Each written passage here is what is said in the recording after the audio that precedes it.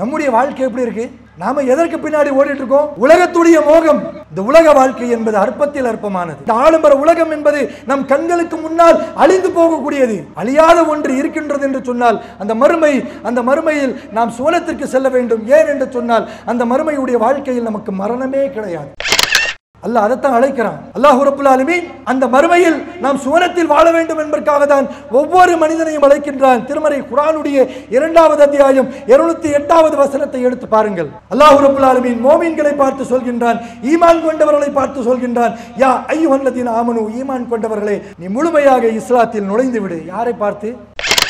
ஈமான் கொள்ளாத இறை மறுப்பாளர்களாக காஃபிர்களாக இவர்களை பார்த்து அல்லாஹ் சொல்லவில்லை.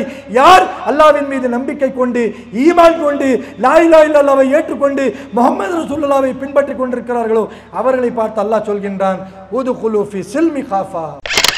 சொல்லிட்டு அல்லாஹ் சொல்றான், லா தத்தபியுல் குத்வாத்தி ஷைத்தான். ஷைத்தான் கெடுப்பான், அவன் பின்னாடி போயிடாது. அன்பிற்கும் மரியாதைக்குரிய ஏக இறைவனாகிய எல்லாம் வல்ல அல்லாஹ்வின் நல்லடியார்களே, என் அருமை இஸ்லாமிய சகோதர சகோதரிகளே, பெரியவர்களே, அல்லாஹ்வுடைய பேரருளால் தமிழ்நாடு தௌஹீத் ஜமாத் விழுப்புரம் மாவட்டம் கீழண்ணா வீதி கிளையின் சார்பாக ஏற்பாடு செய்யப்பட்ட சமுதாய விழிப்புணர்வு பொதுக்கூட்டத்திலே நாம் எல்லாம் அலைகடல் என ஒன்று கூடி இந்த நிகழ்ச்சியிலே அமர்ந்து கொண்டிருக்கின்றோம். இந்த பிரம்மாண்ட பொதுக்கூட்டத்திலே பிரம்மாண்டமான உலகம் அழியாத மறுமை என்கின்ற தலைப்பு எனக்கு வழங்கப்பட்டு இருக்கின்றது. இந்த தலைப்பை பொறுத்தவரை ஏதோ வருடத்திற்கு ஒரு முறையோ 2 முறையோ, வருடத்திற்கு 3 முறையோ 4 முறையோ நினைவுபடுத்தக்கூடிய தலைப்பாக இல்லாமல் ஒவ்வொரு நாளும் சமகாலத்தில் வாழக்கூடிய இஸ்லாமியர்களுக்கு நினைவூட்டக்கூடிய ஒரு தலைப்பு தான் ஆடம்பர உலகமும் அழியாத மறுமையும் என்கின்ற தலைப்பு. ஏன் என்று சொன்னால் இந்த உலகம் என்பது ஒரு அழியக்கூடிய உலகம்தான். இந்த உலகமும் நிரந்தரமாக இருக்க போவது இல்லை. இந்த உலகத்தில் வாழ்ந்து கொண்டிருக்கக்கூடிய நாமும் நிரந்தரமாக இருக்க போவது கிடையாது. நிரந்தரம் என்று சொன்னால் அது மறுமை மட்டும்தான் நிரந்தரமானது. நிரந்தரமான அந்த மறுமையில் உலகத்தில் படைக்கப்பட்ட ஒவ்வொரு மனிதனும் வெற்றி பெற வேண்டும். அந்த மறுமையில் சுவனத்தில் அவர்கள் வாழ வேண்டும். அந்த சுவனத்திற்கு செல்வதற்காக எத்தகைய நன்மைகளை தேவையோ அத்துணை நன்மைகளும் இந்த உலகத்தில் நாம் பெற வேண்டும் என்பதற்காகத்தான் அல்லாஹ் ரப்புல் ஆலமீன் இந்த உலகத்தில் நம்மை படைத்திருக்கின்றான். அல்லாஹ் ரப்புல் ஆலமீன் திருமறை குர்ஆனிலே மனிதர்களுடைய படைப்புகளை பற்றி பேசும் பொழுதும் கூட இந்த உலகத்தில் நாம் எல்லாம் படைக்கப்பட்டது அவனை வணங்க வேண்டும். அந்த வணக்கத்தின் மூலமாக இறைவன் தரக்கூடிய நன்மைகளை நாம் பெற வேண்டும். அந்த நன்மையை பெற்று நாளை மறுமையில் நாம் சுவனத்திற்கு செல்ல வேண்டும், வெற்றி பெற்றவர்களாக இருக்க வேண்டும். இதற்காக தான் அல்லாஹ் ரப்புல் ஆலமீன் நம்மை படைத்ததாக சொல்கின்றான். ஆனால் எந்த நோக்கத்தோடு இறைவன் படைத்தானோ அந்த நோக்கத்தை இன்றைக்கு நம்மோடு வாழக்கூடிய பெரும்பான்மையான மனிதர்கள் இறைவனுடைய நோக்கத்தை மறந்துவிட்டு நாம் எதற்காக படைக்கப்பட்டோமோ அந்த நிலையை மறந்துவிட்டு அழியக்கூடிய இந்த ஆடம்பரமான இந்த உலகத்துடைய செயல்களை பார்த்து இதில் கிடைக்கக்கூடிய அற்பமான அந்த சுகங்களை பார்த்து அதற்கு பின்னால் தன்னுடைய வாழ்க்கையை பெரும்பான்மையானவர்கள் அமைத்துக் கொண்டார்களே தவிர மறுமையை நோக்கி அவருடைய வாழ்க்கையை அமைத்துக் கொண்டார்களா என்று பார்த்தால் விரல் விட்டு எண்ணக்கூடிய சொற்பமான மக்களை தவிர பெரும்பான்மையான மக்கள் தன்னுடைய வாழ்க்கையை உலகத்தை நோக்கியே அமைத்துக் கொண்டார்கள். இப்படி அமைத்துக் கொண்டவர்கள் யாரை பற்றி நாம் பேசுகின்றோம்? லா இலாஹா இல்லல்லாஹ்வை ஏற்றுக்கொள்ளாதே, முஹம்மது ரசூலுல்லாஹ்வை பின்பற்றாதே, மறுமையை பற்றி அறிந்து கொள்ளாதே, இந்த மார்க்கத்தை ஏற்றுக்கொள்ளாதே, இஸ்லாத்தை ஏற்றுக்கொள்ளாத மனிதர்களை பற்றி நாம் சொல்லவில்லை, அவர்களை பற்றி நாம் பேசவில்லை. யாரை பற்றி இங்கே பேசுகின்றோம் என்று சொன்னால், அல்லாஹ்வுடைய மார்க்கத்தை ஏற்றுக்கொண்டு வணக்கத்துக்குரியவன் அல்லாஹ்வை தவிர வேறு யாரும் இல்லை என்கின்ற இந்த ஏகத்துவத்தை ஏற்றுக்கொண்டு உலகத்தில் ஒரு தலைவர் இருக்கிறார், அது நபிகள் நாயகம் ஸல்லல்லாஹு அலைஹி வஸல்லம் அவர்கள் மட்டும்தான் என்று ஏற்றுக்கொண்டு தன்னை முஸ்லீம் என்று அடையாளப்படுத்திக் கொண்டு யாரெல்லாம் இந்த உலகத்தில் முஸ்லீம்களாக வாழ்ந்து கொண்டிருக்கிறார்களோ அப்படி வாழக்கூடிய அந்த மக்கள் மத்தியிலே தான் பெரும்பான்மையான மக்கள் மறுமை சிந்தனையோடு வாழக்கூடியவர்கள், மறுமையுடைய சிந்தனை இல்லாமல், அல்லாஹ்வுடைய அச்சம் இல்லாமல், நாளை மறுமையில் நாம் வெற்றி பெற்று சுவனத்திற்கு செல்ல வேண்டுமே என்கின்ற அந்த நிலை இல்லாமல், உலகம்தான் நமக்கு சொர்க்கம், உலகம்தான் நமக்கு தேவை, உலகத்தில் தான் நாம் வெற்றி பெற வேண்டும், உலகத்தில் என்னென்ன இருக்கின்றதோ இவை அனைத்தையும் நாம் அனுபவிக்க வேண்டும், அதை நாம் பெற வேண்டும் என்கின்ற நோக்கத்தோடு தன்னுடைய வாழ்க்கையை முழுமையாக உலகத்திற்காகவே அர்ப்பணிக்கக்கூடியவர்கள். எதையெல்லாம் உலகத்தில் பார்க்கிறார்களோ அதையெல்லாம் அடைய வேண்டும் என்பதற்காக அல்லாஹ் எந்த நோக்கத்தை அனுப்பினானோ அந்த நோக்கத்தை புதைத்துவிட்டு அதை அடியோடு தன்னுடைய வாழ்வில் மறந்துவிட்டு உலகத்துடைய பொருளாதாரத்தின் மீதும் உலகத்துடைய ஆசாபாசங்களின் மீதும் அதன் மீது மோகம் கொண்டு அதை அடைய வேண்டும் என்பதற்காக உலகத்தில் கிடைக்கக்கூடிய அற்பத்தில் அற்பமான பொருளாதாரம், வீடு, காரு, பங்களா, இதற்காகவே தன்னுடைய வாழ்க்கையை பெரும்பான்மையான முஸ்லீம்கள் வாழக்கூடியதை பார்க்கிறோம். யோசிச்சு பாருங்க, உலகத்தில் இன்றைக்கு பெரும்பான்மையான மனிதர்களுடைய செயல்கள் அப்படித்தான் இருக்கு. காசு பணத்தை சம்பாதிக்கணும், சம்பாதிக்கக்கூடிய அந்த பொருளாதாரத்தில் உலகத்தில் 4 பேருக்கு மத்தியில் நம்ம நல்ல ஒரு வாழ்க்கை வாழும், இப்படிதான் சொல்லுவாங்க. அல்லாஹ்வை வணங்க வேண்டுமே, ஒவ்வொரு நாளும் ஐவேளை கடமையாக்கப்பட்ட தொழுகை நமக்கு இருக்கின்றது, அதை நிறைவேற்ற வேண்டுமே என்று கேட்டால் என்ன சொல்வாங்க? அல்லாஹ் எனக்கு குடும்பத்தையும் கவனிக்க சொல்லியிருக்கான், அதுவும் நம் மீது கடமை தானே. அல்லாஹ் எனக்கு மனைவியை கொடுத்துட்டான், பிள்ளைகளை கொடுத்துட்டான். மனைவி சொல்லாங்க எனக்கு கணவன் இருக்காரு, எனக்கு பிள்ளைகள் இருக்காங்க, அவர்களையும் கவனிக்கணும், இதுதானே நமக்கு கடமை.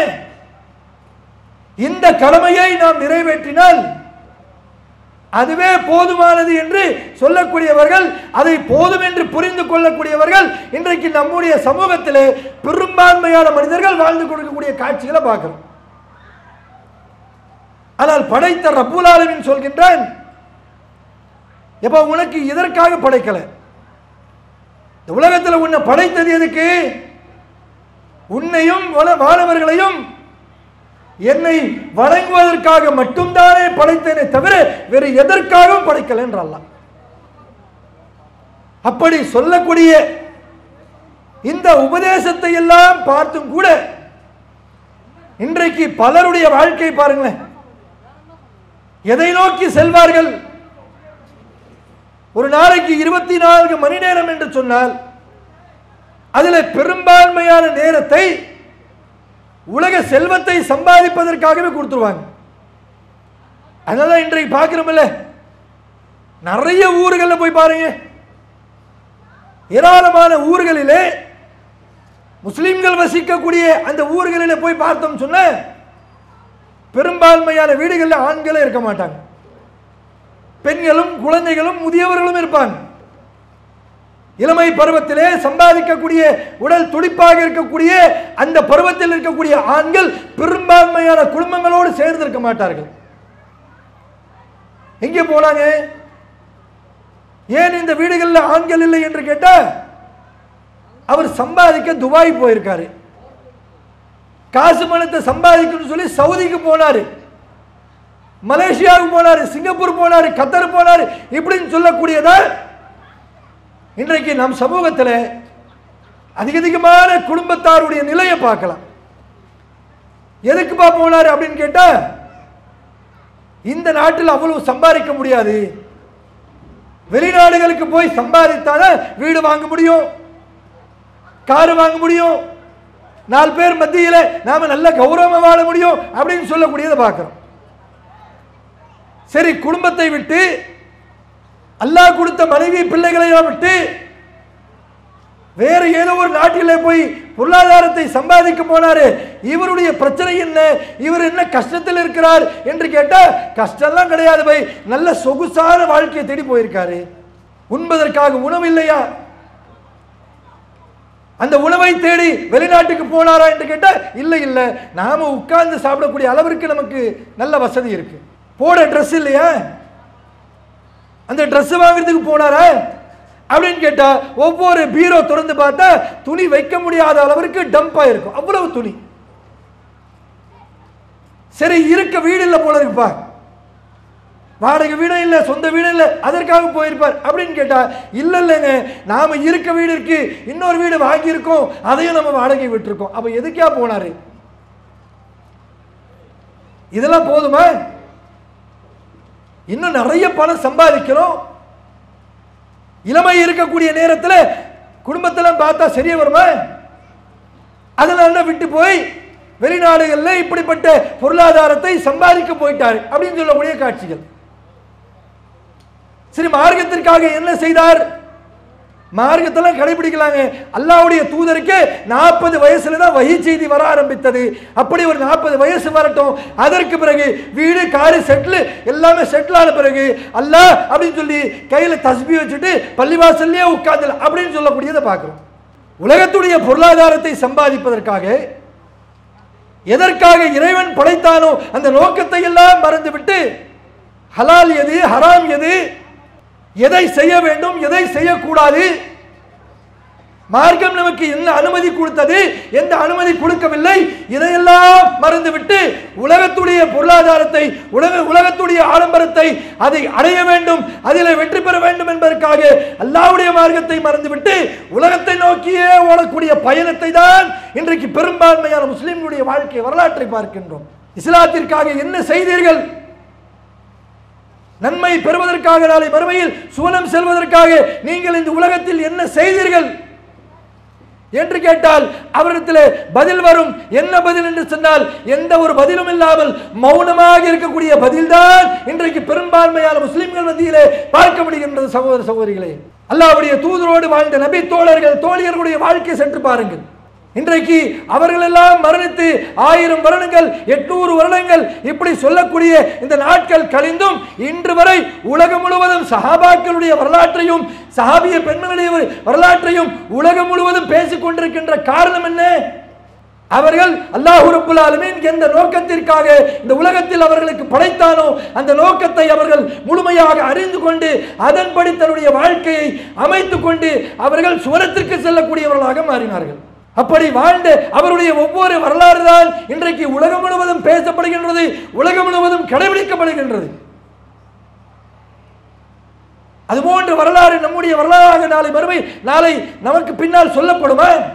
உலகத்தில் எத்தனையோ பெரும் பெரும் முதலாளிகள், பெரும் பெரும் பணம் முதலைகள் மார்க்கம் என்று என்னால் என்று தெரியாமலே தன்னுடைய வாழ்நாள் முழுவதும் பணம், பொருளாதாரம் என்று உலக ஆசைக்காக ஓடியவர்கள், அவர்களுடைய மரணத்திற்கு பிறகு இந்த உலகம் அவர்களை பற்றி எத்தனை ஆண்டுகள் பேசியது? அதிகப்படியாக 1 வருடம் பேசுவாங்க, அவ்வளவுதான்.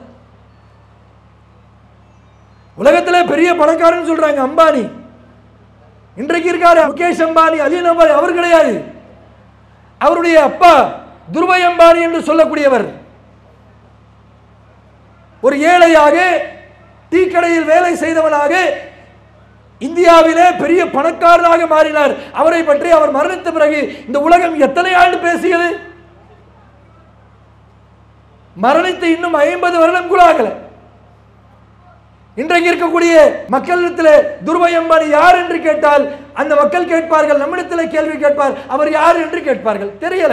1400 வருடங்களுக்கு முன்பாக வாழ்ந்து சரித்திரத்தில் இடம்பெற்று சுவனத்திற்கு செல்லக்கூடிய செயலை செய்து மரணித்த சஹாபாக்களை பற்றி இன்று வரை பேச முடிகிறது. என்ன காரணம்?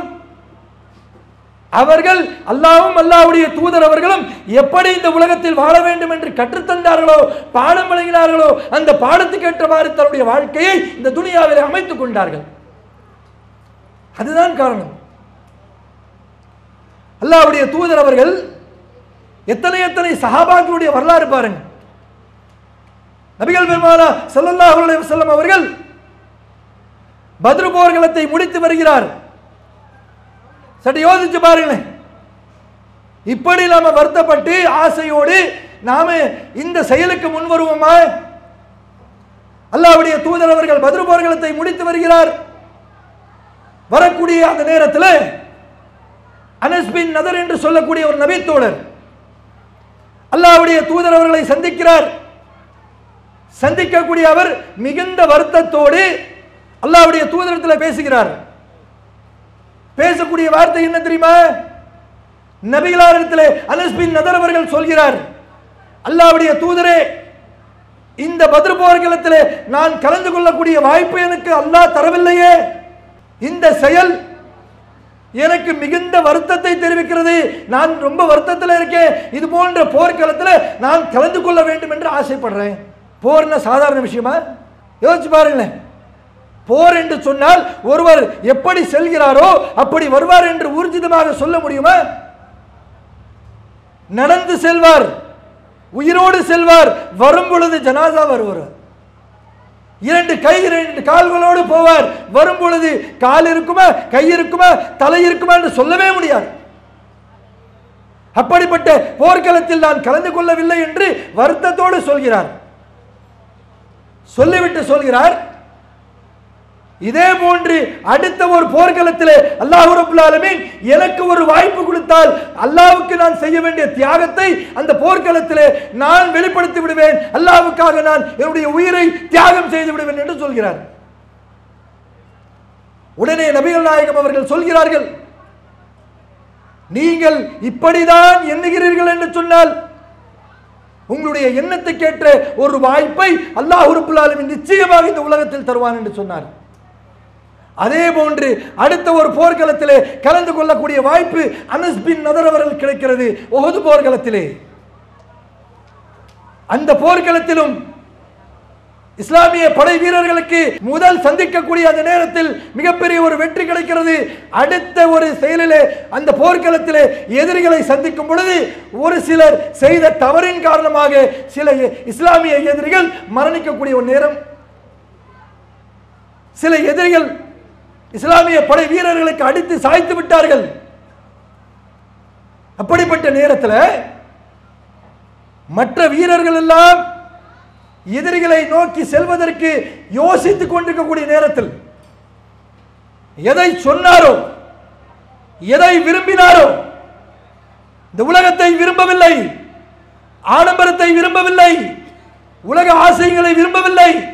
அனஸ் பின் நதர் அவர்கள் அல்லாஹ்வுடைய மார்க்கத்தை நேசித்தார், மறுமையை விரும்பினார், இறைவன் தரக்கூடிய நன்மையை பெற வேண்டும் என்று ஆசைப்பட்டார். அந்த நன்மையை பெற வேண்டும் என்பதற்காக அல்லாஹ்வின் பாதையிலே தனி மனிதனாக தன் கையில் இருக்கக்கூடிய வாளை எடுத்துக்கொண்டு எதிரிகளை நோக்கி சென்றார். எதிரிகளை அடித்து சாய்த்தார்.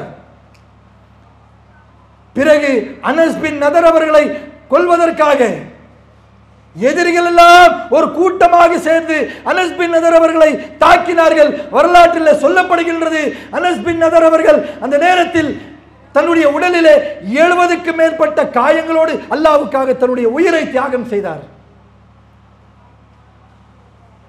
இது என்ன ஒரு புத்தகத்தில் படிக்கக்கூடிய சாதாரண ஒரு கதையா? நம் முன்னோர்கள் இஸ்லாத்திற்காக தன்னுடைய மறுமை வாழ்க்கைக்காக இந்த உலகத்தில் செய்த தியாகங்கள், அல்லாஹ்வுடைய மார்க்கத்திற்காக மட்டுமே இந்த உலகத்தில் வாழ்ந்து அல்லாஹ்வுக்காக மட்டுமே தன்னுடைய உயிரை அவர்கள் தியாகம் செய்தார்கள். வரலாறு சொல்கின்றது. அபூ ஹுரைரா ரலியல்லாஹு அன்ஹு என்று சொல்லக்கூடிய நபி தோழர், இவருடைய பெயர் தெரியாத ஒரு முஸ்லிமும் இருக்க மாட்டார்கள். ஏன்? அல்லாஹ்வுடைய தூதரவர்களோடு வாழ்ந்து அல்லாஹ்வுடைய தூதரவர்கள் சொன்ன ஒவ்வொரு பாடத்தையும் உலகத்திற்கு அதிகமாக எடுத்துரைத்த ஒரு நபித்தோழர். இந்த நபித்தோழருக்கு சம்பாதிக்க தெரியாதா? வீடு வாங்க தெரியாதா? அந்த நேரத்தில் அந்த காலத்தில் இருந்த அந்த வாகனங்களை வாங்க தெரியாதா? அப்படிப்பட்ட வாய்ப்பு அபூ ஹுரைரா அவர்களுக்கு கிடைக்கவில்லையா? அத்துணை வாய்ப்பும் கிடைத்தது. உலகத்துடைய ஆடம்பரத்தை அடையக்கூடிய வாய்ப்பு கிடைத்தும் கூட தன்னுடைய வாழ்க்கையை இந்த ஆடம்பரமான உலகத்திற்காக அர்ப்பணிக்காமல் அழியாத மறுமைக்காக, அதிலும் அந்த மறுமையில் சுவனத்தில் இருக்க வேண்டும் என்பதற்காக தன்னுடைய வாழ்க்கையை அர்ப்பணித்தார் அபூ ஹுரைரா ரலியல்லாஹு அன்ஹு அவர்கள். அவர் அறிவித்த அந்த செய்திகள் தான் இன்றைக்கு உலகம் முழுவதும் மக்கள் ஒவ்வொரு நாளும் ஒவ்வொரு நொடியிலும் பேசிக்கொண்டு அதை கடைபிடித்துக் கொண்டிருக்கிறார்கள். இப்படிப்பட்ட வரலாறு நம்முடைய வாழ்க்கை வரலாறாக மாற முடியுமா? இந்த உலகத்தை விட்டு நாம் மரணித்த பிறகு நம்மை பற்றி இது போன்ற வரலாறு பேச முடியுமா? நம்மை பற்றி வரலாறு கேட்டா குடும்பத்தில் இருக்கிறவன் சொல்லுவான், அவனா போங்க பாய், நீங்க தான் நல்லவன் சொல்றீங்க. உயிரோடு இருக்கும் போது ஒரு நயா பைசா தர்மம் பண்ண மாட்டான். காலை ஃபஜருடைய பாங்கு சொல்லிக்கிட்டே இருப்பாங்க, கேட்டு போர்வை போட்டு தூங்கிட்டு இருப்பான். அவனை போய் நல்லவன்றீங்களே அப்படின்னு சொல்லி குடும்பத்தில் இருக்கக்கூடியவரை சொல்லக்கூடிய நிலைதான் இன்றைக்கு பெரும்பான்மையான முஸ்லிம்களுடைய நிலை. அது ஆணாக இருந்தாலும் சரி, பெண்ணாக இருந்தாலும் சரி. நபி தோழருடைய வாழ்க்கை பாருங்கள், நபி தோழருடைய வாழ்க்கை பாருங்கள். இஸ்லாத்திற்காக தன்னுடைய வாழ்க்கையை அர்ப்பணித்த அந்த வரலாறுகள் பேசுகின்றது. ஹுபைப் ரலியல்லாஹு என்று சொல்லக்கூடிய நபி தோழர் ஒரு வியாபார ரீதியாக செல்லும் பொழுது எதிரிகள் அவர்களை பிடித்து விடுகிறார்கள். பிடித்து சிறைபிடிக்கக்கூடிய அந்த எதிரிகள் குபைப் அவர்களும் அவர்களோடு இருக்கக்கூடிய 2 நபி தோழர்களையும் அழைத்து சென்று ஒரு வியாபார சந்தையிலே நிற்க வைத்து ஏலத்தில் விடுகிறார்கள். இவர்களை விற்று அதன் மூலமாக வரக்கூடிய பொருளாதாரத்தை திரட்ட வேண்டும் என்பதற்காக சந்தையிலே ஏலத்தில் விடுகிறார்கள். குபைப் அவர்களோடு இருக்கக்கூடிய நபி தோழர்கள் ஏலத்தில் விற்பனையாகி விடுகிறார்கள். குபைப் அவர்கள் மட்டும் இருக்கக்கூடிய அந்த சூழலில் அந்த சந்தையின் பக்கம் குதிரையில ஒரு கூட்டம் வருகிறது. அந்த கூட்டம் யார் என்று சொன்னால் பனு ஹாரிஸ் என்று சொல்லக்கூடிய கூட்டத்தார். இவங்க என்ன பண்றாங்க, சந்தைக்குள்ள நுழையும் பொழுதே குபைப் ரலியல்லாஹு அவர்களை பார்த்துக்கிட்டே நுழைகிறாங்க. என்ன காரணம்? குபைப் அவர்கள் தான் பத்ர் போர்க்களத்திலே பனு ஹாரிஸுடைய தலைவருடைய தலையை வெட்டி சாய்த்தவர். தன்னுடைய தலைவருடைய தலையை வெட்டி சாய்த்தவன் இன்றைக்கு பிடிபட்டு விட்டான், சந்தையில் அடிமையாக வந்து விட்டான். இன்றைக்கு ஏலத்தில் நாம் எடுத்துவிட வேண்டும் என்கின்ற நோக்கத்தோடு வருகிறார்கள். வரக்கூடிய அவர்கள் குபைப் அவர்களை ஏலத்தில் எடுக்கிறாங்க. எடுத்து சங்கிலியால் கட்டி சுடும் பாலைவன மண்டியிலே தரதர இழுத்துட்டு போய் சிறையில் அடைத்து அடித்து உதைத்து என்னென்ன சித்திரவதை செய்ய முடியுமோ அத்தனையும் செய்கிறார்கள். தன் தலைவருடைய தலையை வெட்டி சாய்த்தவனுக்கு என்னென்ன துன்பங்களை தர முடியுமோ, எத்தனை துயரங்களை தர முடியுமோ அத்துணை சித்திரவாதங்களையும் தந்து ஒரு கட்டத்தில் அந்த எதிரிகள் முடிவு செய்யறாங்க. என்னன்னு சொன்ன, இதுக்கு மேல இவர் அடிக்கக்கூடாது, இவரை நாம கொலை செய்து விடணும். மறுபடியும் சிறையில் இந்த எழுத்து சங்கிலியால் கட்டி அதே போன்று இழுத்து சென்று ஒரு இடத்துல போய் நிற்க வைத்து குபைப் இடத்துல கேட்கிறாங்க. சொல்லப்படுகின்றது, குபைபே, நீங்கள் இப்பொழுது மரணிக்க போகிறீர்கள், உங்களுக்கு நாங்க மரண தண்டனை கொடுக்க போறோம், மௌத்தா போறீங்க. இப்படி மரணிக்கக்கூடிய இருக்கக்கூடிய நீங்கள் உங்களுக்கு ஏதாச்சும் ஒரு கடைசி ஆசை இருந்தா சொல்லுங்க அப்படின்றாங்க. யோசிச்சு பாருங்களேன், அல்லாஹ்வுக்காகவும் மறுமைக்காகவும் சுவனத்தில் வாழ வேண்டும் என்பதற்காக நன்மை பெறுவதற்காகவும் இந்த உலகத்துடைய வாழ்க்கை அமைத்துக் கொண்ட குபைப் அவர்கள், அல்லாஹ்வுடைய தூதரத்தில் பயிற்சி பெற்ற குபைப் ரலியல்லாஹு அவர்கள், உங்களுடைய கடைசி ஆசை என்னவென்று கேட்டவுடனே குபைப் அவர்கள் சொன்னார்கள், தாவூனி உசல்லி ரக்காத்தை, நான் அல்லாஹ்வுக்காக 2 ரக்காத் தொழுது மரணிக்க வேண்டும், அதற்கு அனுமதி கொடுங்க. என்ன அனுமதி? கடைசி ஆசை என்னவா? நான் மௌத்தா போறேன், மரணிப்பதற்கு முன்னால் 2 ரக்காத் அல்லாஹ்வுக்காக நான் தொழுது மரணிக்க வேண்டும், அதற்கான அனுமதியை தாங்கன்னு சொல்லி கேட்டார். வரலாறு சொல்கின்றது. நம்முடைய வரலாறு இப்படிப்பட்ட வரலாறாக பேசப்படுமா? நாம மௌத்தா போன பிறகு இவர் மரணிக்கக்கூடிய நேரத்தில் அல்லாஹ்வுக்காக வணங்கி மரணித்தார் சொல்ல முடியுமா?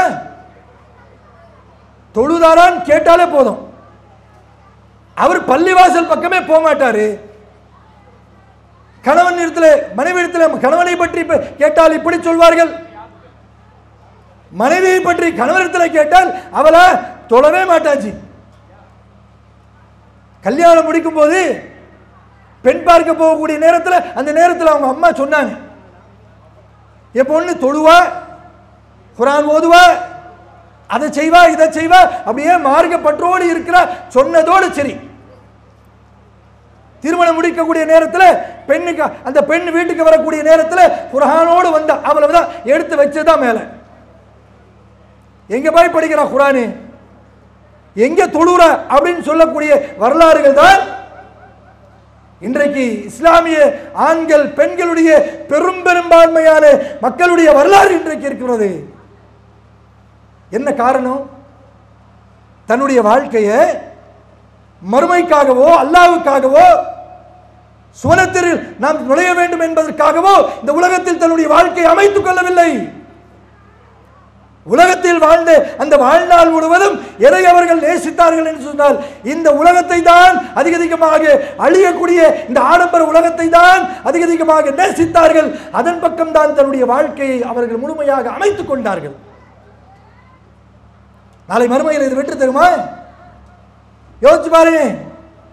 இவ்வளவு காசு வேணும், சம்பாதிக்கணும், உலகத்தில் ஆடம்பரமாக வாழணும், அதற்காக செட்டில் ஆகணும் அப்படின்னு சொல்லி நாம அனைத்து நம்முடைய நேரத்தை எல்லாம் உலகத்திற்காக செலவு செய்கிறோமே.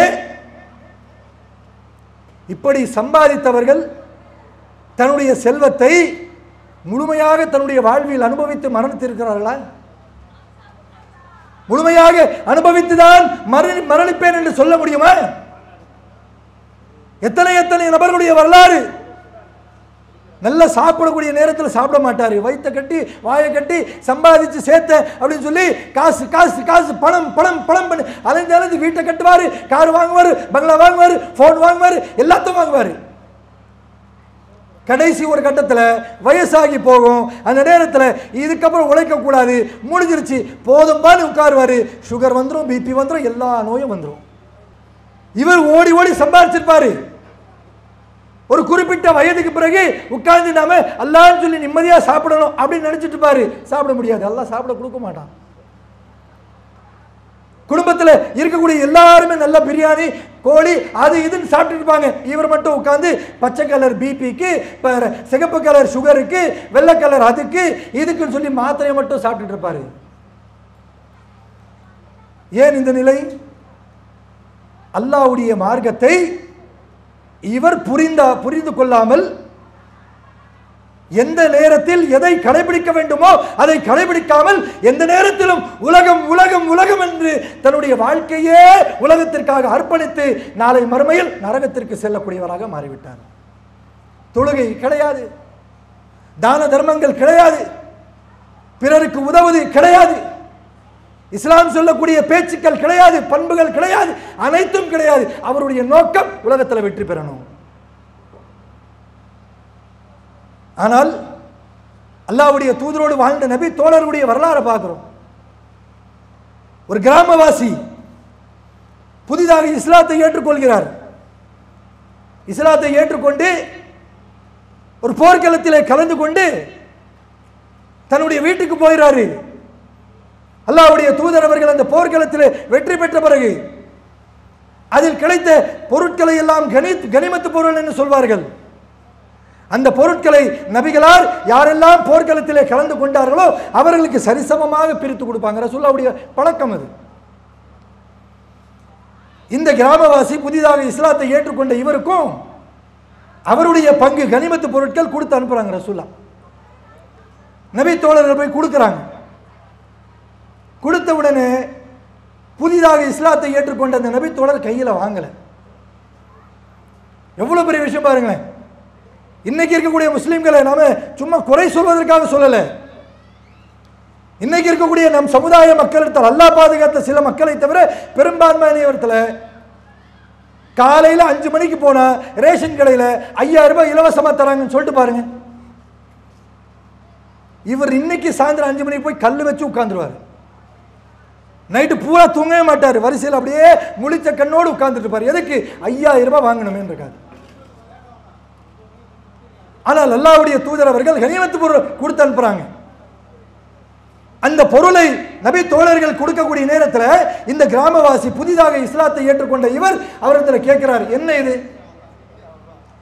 இது உலகத்துடைய பொருளாதாரம், கனிமத்து பொருள் உங்களுக்காக கொடுக்கப்பட்டது என்று சொன்ன உடனே அந்த பொருட்களை எல்லாம் எடுத்துக்கொண்டு நேராக ரசூலுல்லாஹ் இடத்துல வரார். அல்லாஹ்வுடைய தூதரிடத்தில் வருகிறார். வந்து அந்த பொருட்களை எல்லாம் அல்லாஹ்வுடைய தூதரிடத்தில் கொடுத்துட்டு இந்த புதிதாக இஸ்லாத்தை ஏற்றுக்கொண்டவர் கேட்கிறாரு, அல்லாஹ்வுடைய தூதரே இது என்ன, எதற்காக கொடுத்தீங்க?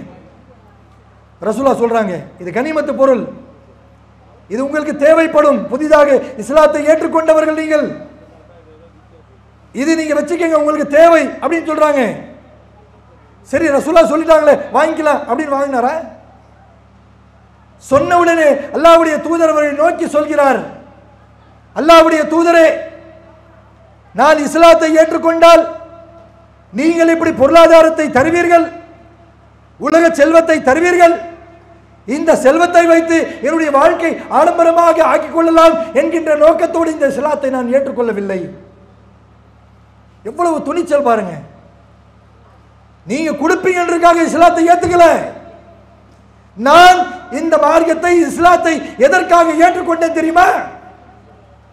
அல்லாஹ்வுடைய மார்க்கத்தை முழுமையாக நான் அறிந்து கொள்ள வேண்டும், அறிந்து கொண்டு அந்த மார்க்கத்தை முழுமையாக நான் கடைபிடிக்க வேண்டும்.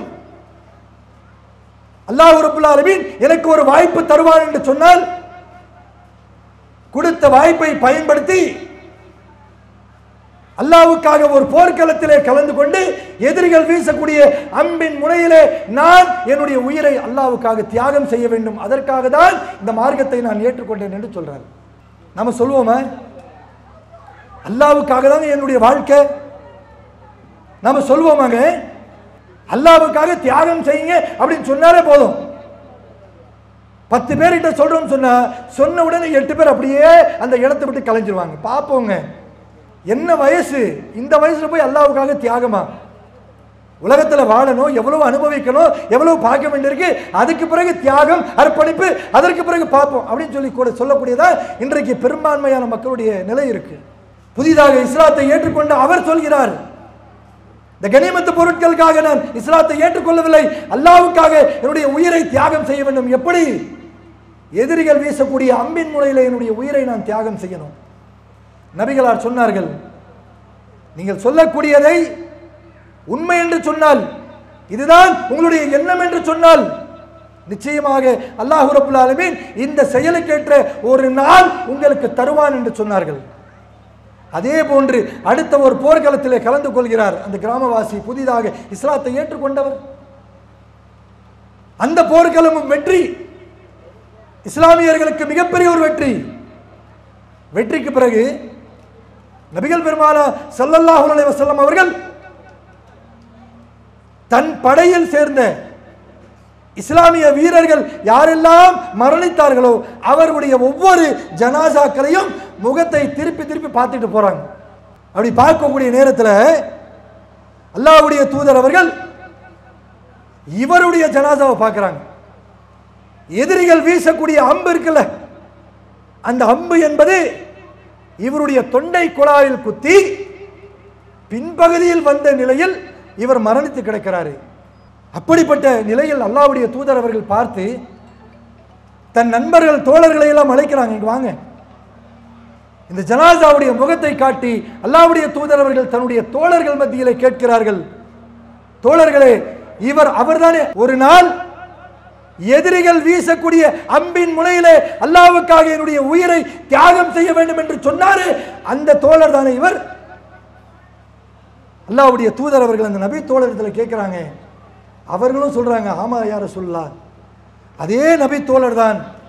அவர் எப்படி நினைத்தாரோ அதுபோன்று இன்றைக்கு அவருடைய உயிரை தியாகம் செய்து விட்டார் என்று சொன்ன உடனே ரசூலா 2 கரங்களை உயர்த்தி அல்லாஹ்விடத்திலே பிரார்த்தனை செய்கிறார். அல்லாஹ்விடத்திலே தன்னுடைய வார்த்தைகளை வைக்கிறார். என்ன தெரியுமா? யா அல்லாஹ், இதோ மரணித்து கிடைக்கிறாரே, இன்றைக்கு ஷஹீதாகி கிடைக்கிறாரே, இவர் இந்த மார்க்கத்தை ஏற்றுக்கொண்டார், உயிரை தியாகம் செய்தார். யாருக்காக தெரியுமா? இந்த உலகத்திற்காக அல்ல, எனக்காக அல்ல, படைத்த ரப்புல் ஆலமீன் நீ தரக்கூடிய நன்மைக்காகவும் உனக்காகவும் மட்டும்தான் தன்னுடைய உயிரை தியாகம் செய்திருக்கிறார். இவரை நான் பொருந்து கொண்டேன், நீ ஏற்றுக்கொள்வாயாக என்று சொல்லி அல்லாஹ்விடத்தில் பரிந்துரை செய்தார். இப்படிப்பட்ட பரிந்துரை நமக்கு கிடைக்குமா? நம்முடைய வாழ்க்கை எப்படி இருக்கு? நாம எதற்கு பின்னாடி ஓடிட்டு இருக்கோம்? யோசிச்சு பார்க்கிறோமா? உலகத்துடைய மோகம் இன்றைக்கு பார்க்கிறோம். பெண்கள் புர்காவை அணிந்து கொண்டு ஹிஜாபில் இருக்கும்னு சொல்லிக்கொண்டு டிக்டாக்ல டான்ஸ் பாடுறான். பாட்டுக்கு பாட்டு, அவர் பாடுனா இவர் பாடு. இது யாரோ ஒருத்த பாட்டு பாடி இருப்பான். அந்த வீடியோ எடுத்து அவன் சொல்லுவான், நலம் நலம் அறிய ஆவல். உடனே இந்த நானும் நலம் நலம் அறிய ஆவல். சொர்க்கத்திற்கு செல்லக்கூடியதா இது? நாளை அல்லாஹ் கேட்பானே, நரகத்தில் அந்த நெருப்புல போட்டுட்டு அல்லாஹ் கேட்பான், நரம் நலம் அறிய ஆவல். என்ன சொல்வீங்க? இந்த மாதிரியான ஒரு நிலை நாளை மறுமையில் நமக்கு ஏற்பட வேண்டும் என்பதற்காக தான் இந்த ஆடம்பர உலகத்தை நோக்கி நாம் சென்று கொண்டிருக்கிறோமா? ஆக கண்ணியத்துக்குரியவர்களே, இந்த உலக வாழ்க்கை என்பது அற்பத்தில் அற்பமானது. இந்த ஆடம்பர வாழ்க்கை, இந்த ஆடம்பர உலகம் என்பது நம் கண்களுக்கு முன்னால் அழிந்து போகக்கூடியது. அழியாத ஒன்று இருக்கின்றது என்று சொன்னால் அந்த மறுமையில் நாம் சுவனத்திற்கு செல்ல வேண்டும். ஏன் என்று சொன்னால் அந்த மறுமையுடைய வாழ்க்கையில் நமக்கு மரணமே கிடையாது. அல்லாஹ் அதைத்தான் அழைக்கிறான். அல்லாஹ் ரப்புல் ஆலமீன் அந்த மறுமையில் நாம் சுவனத்தில் வாழ வேண்டும் என்பதற்காக தான் ஒவ்வொரு மனிதனையும் அழைக்கின்றான். திருமறை குர்ஆனுடைய 2வது அத்தியாயம் 208வது வசனத்தை எடுத்து பாருங்கள். அல்லாஹ் ரப்புல் ஆலமீன் மோமீன்களை பார்த்து சொல்கின்றான், ஈமான் கொண்டவர்களை பார்த்து சொல்கின்றான், யா அய்யுஹல்லதீன ஆமனு, ஈமான் கொண்டவர்களே, உதுகுலு ஃபீ சில்மி காஃபா, நீ முழுமையாக இஸ்லாத்தில் நுழைந்து விடு. யாரை பார்த்து? ஈமான் கொள்ளாத இறை மறுப்பாளர்களாக, காஃபியர்களாக இவர்களை பார்த்து அல்லாஹ் சொல்லவில்லை. யார் அல்லாஹ்வின் மீது நம்பிக்கை கொண்டு ஈமான் கொண்டு லா இலாஹா இல்லல்லாஹ்வை ஏற்றுக்கொண்டு முஹம்மது ரசூலுல்லாஹ்வை பின்பற்றிக் கொண்டிருக்கிறார்களோ அவர்களை பார்த்து அல்லாஹ் சொல்கின்றான், உதுகுலு ஃபீ சில்மி காஃபா, வாப்பா முழுசாவா சொல்லிட்டு அல்லாஹ் சொல்றான், லா தத்தபியுல் குத்வாத்தி ஷைத்தான், ஷைத்தான் கெடுப்பான், அவன் பின்னாடி போயிடாது. அப்ப இவ்வளவு அறிவுரைகள், இத்தனை பாடங்கள் அல்லாஹ் ரப்புல் ஆலமீன் இந்த உலகத்தில் நமக்கு வழங்கிய பிறகும் இன்றைக்கு முஸ்லிம்களாக இருக்கக்கூடிய நம்மிலே பெரும்பான்மையானவர்கள் எதை நோக்கி தன்னுடைய வாழ்க்கை கழித்துக் கொண்டிருக்கிறார்கள் சொன்னால், அல்லாஹ்வுடைய மார்க்கத்தை நோக்கியா என்று கேட்டால் பெரும்பான்மையானவர்கள் இல்லை, உலகத்தை நோக்கி தான் சென்று கொண்டிருக்கிறார்கள் என்பதை சொல்லக்கூடிய அளவிற்கு தான் நம்முடைய இஸ்லாமிய சகோதர சகோதரிகளுடைய வாழ்க்கையாக இருக்கின்றது. ஆக கண்ணியத்துக்குரியவர்களே, அழியக்கூடிய இந்த வாழ்க்கையுடைய அந்த மோகத்தை நாம் விட்டுவிட்டு நாளை மறுமையில் மரணமே இல்லாத அந்த மறுமையில் சுவனத்தில் வாழ வேண்டும் என்பதற்காக தன்னுடைய வாழ்க்கை இந்த உலகத்தில் நன்மை பெறக்கூடிய வாழ்க்கையாக, நன்மையான காரியங்களை செய்யக்கூடிய வாழ்க்கையாக அமைத்துக் கொள்ள வேண்டும் என்பதற்காக தான் இது போன்ற தலைப்பு உங்கள் மத்தியிலே பேசப்படுகின்றது என்று கூறிவிட்டு நாம் அனைவரையும் அல்லாஹ் ரப்புல் ஆலமீன் சுவனத்தில் வாழக்கூடிய ஒரு வாக்கியத்தை தந்தருள்வாயனாக என்கின்ற பிரார்த்தனை செய்தவனாக என்னுடைய இந்த உரையை நிறைவு செய்கிறேன். வாஹிர்துவான அல்ஹம்துலில்லாஹி ரப்பில் ஆலமீன். அஸ்ஸலாமு அலைக்கும் வரஹ்மத்துல்லாஹி வபரகாத்துஹு. அல்லாஹு அக்பர், அல்லாஹு அக்பர்.